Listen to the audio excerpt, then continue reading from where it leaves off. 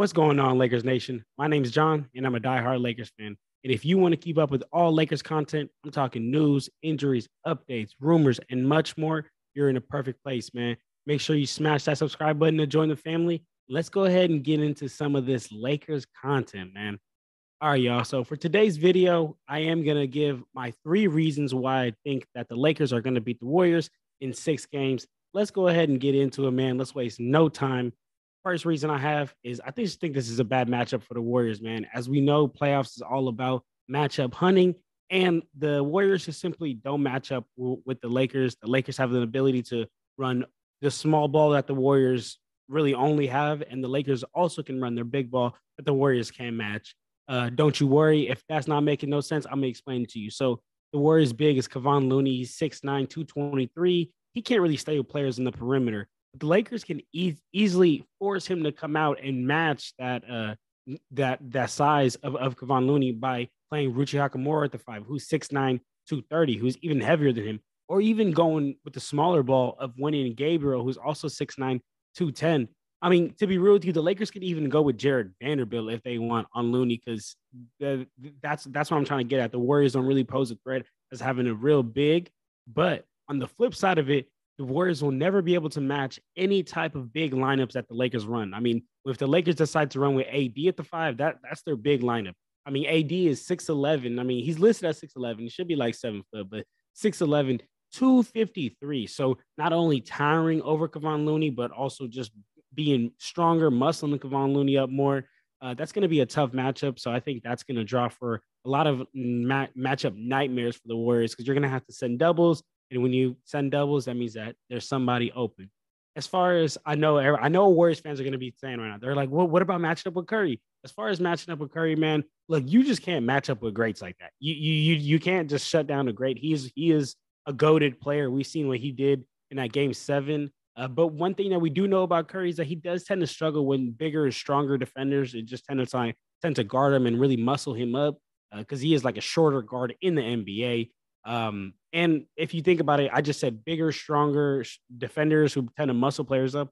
Who does that describe on the Lakers? Jared Vanderbilt, man. Vando. Although I don't know if Vando will be the primary defender on Curry for the series, because Curry's always running off a lot of ball screens, and Vando tends to struggle getting over ball screens. But just guarding him straight up, man, I feel very comfortable with Vando guarding him. A bigger, stronger defender, just really putting that pressure on him. But even if it's Vando isn't the primary defender on him, the Lakers can throw Dennis on him, AR, Malik Beasley, Lonnie Walker. I think Lonnie Walker should get a lot of more minutes in this series. I know Darvin Ham's been playing my dog, giving him no minutes, man.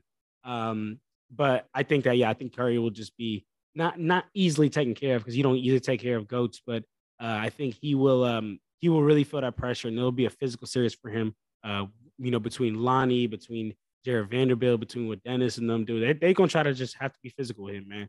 And also in that King series, the Stephen Curry was getting inside real easy. That's because the matchup, I think, in that series favored the Warriors. The Kings don't really have a real big. Sabonis was out there looking like a power forward, so he was scoring a lot of points inside. I don't think that's going to happen with the Lakers, because the Lakers are number 1 in the NBA for blocks right now.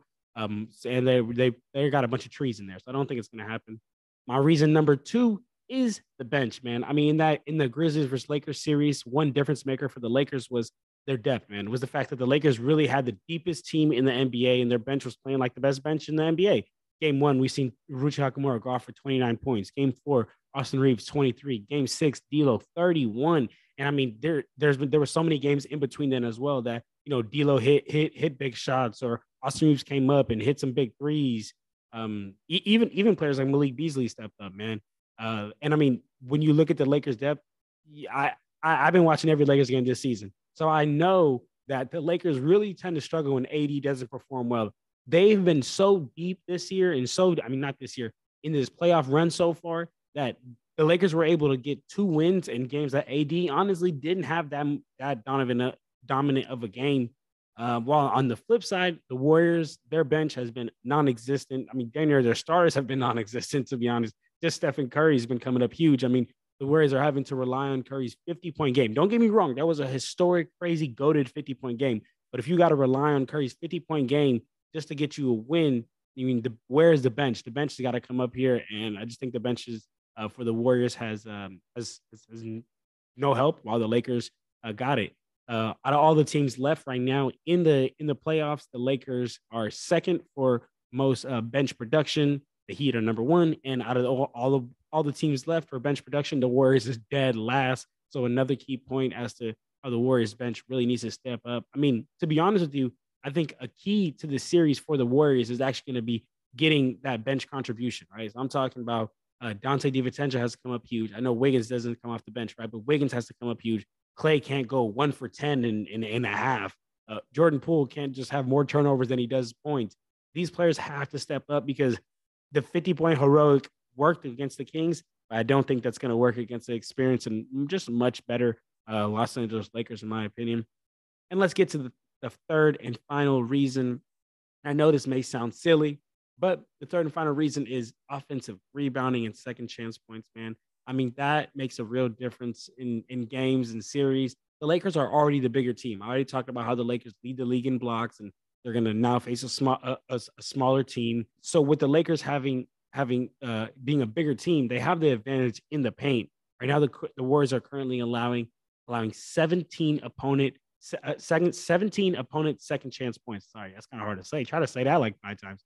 17 opponent second chance points. That's what the Warriors are allowing right now. I think the Lakers are really going to exploit that. I'm talking about their bigs on the offensive rebound because they're bigger than them. They can get to them.